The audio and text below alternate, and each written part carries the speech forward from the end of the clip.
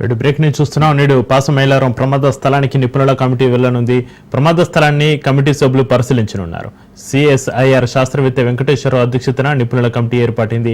పాసమైలారం ప్రమాదానికి గల కారణాలతో పాటు కర్మాగారాల భద్రతా నియమావళి పాటించారా లేదా అనే అంశాలపై ఆరా తీనున్నారు. ఘటనపై సమగ్ర దర్యాప్తు జరిపి నెల రోజుల్లో ప్రభుత్వానికి కమిటీ నివేదిక అందించనుంది.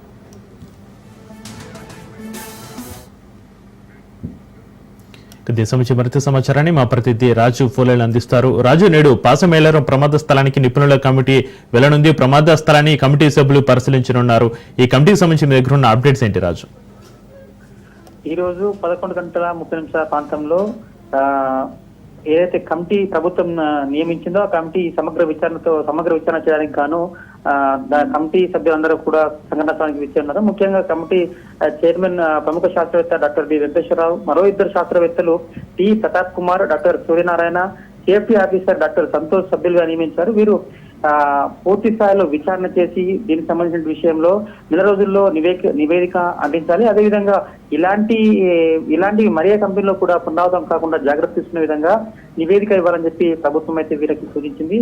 ముఖ్యంగా వీరిచ్చినటువంటి నివేదిక ఆధారంగా అటు కంపెనీ పైన కానీ, తర్వాత అటు ఏదైతే పరిశ్రమలకు సంబంధించినటువంటి ఉన్నతాధికారుల పైన కానీ, కెమికల్ ఆఫీసర్ల పైన కానీ చర్యలు తీసుకునే అవకాశానికి వీరు నివేదిక తయారు చేయాల్సి ఉంటుంది. కాబట్టి ఈ నివేదిక ఆధారంగానే వీరిపై చర్యలు ఉండబోతాయి. ఇప్పటికైతే